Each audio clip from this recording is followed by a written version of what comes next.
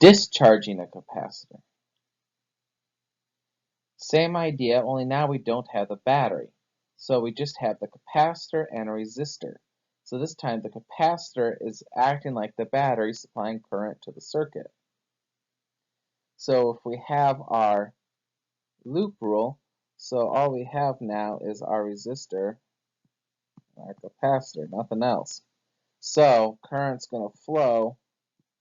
So the thing providing the volts is the capacitor. So here the volts equals Q over C, and here the volts equals IR. So I make those equal because the capacitor is supplying the volts, the resistor is using the volts. Now I can solve that for I, and again, it's calculus, differential calculus, and so we'll just let calculus solve it for us, and that's what we get. And as volts instead of charge. This is for charge, and this is for volts.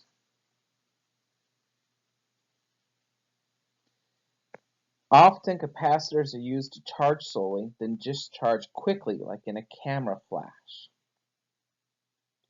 Other times, capacitors are used to try to make a current steady. If it's a variable current, they can try to level it out.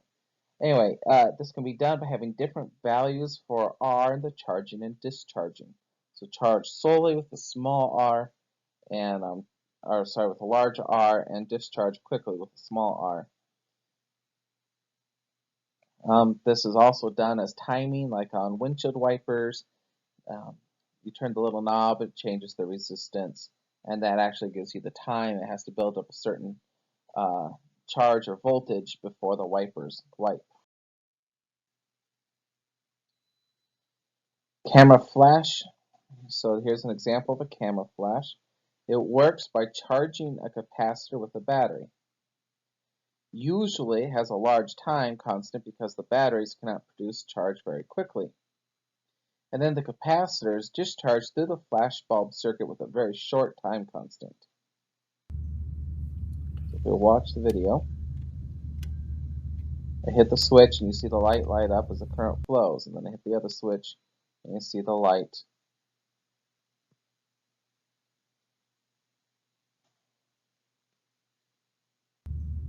So watch it again. I hit that switch, the light charges, and then I discharge it through the other circuit, the other light turns on. One more time. Light turns on, charged. Light turns on, discharged. An uncharged capacitor and a resistor connected in series to a battery. We know V, C, and R. Find the time constant, max charge, max current, charge as a function of time. Alright, so time constant is RC, so I just take my R times the C. Remember, micro here is times 10 to the negative 6. And we get 4 seconds. The max charge is CV, so we have our C times our V. Multiply those, and you get that. That would be the same as 60 times 10 to the negative 6, which makes 60 microcoulombs. Current is V equals IR, so I is V divided by R.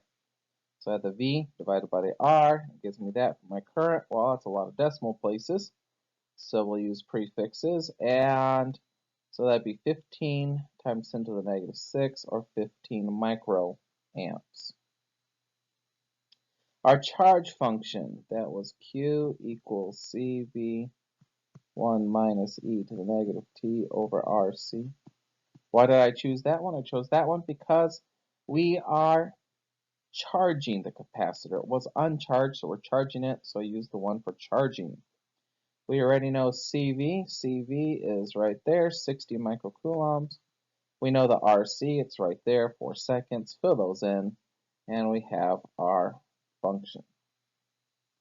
And just for bonus, current function. Now this one's different because the charge was building up. The current, remember, is decreasing as it gets charged. So we need to use the factor that's decreasing.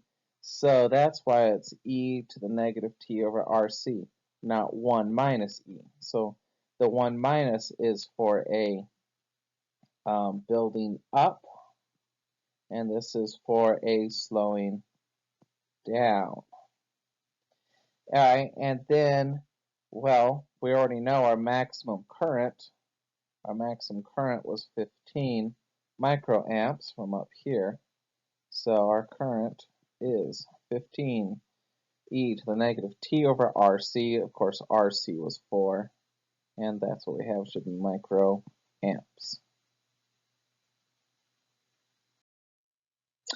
Discharge your knowledge by completing the problems. Have a good day.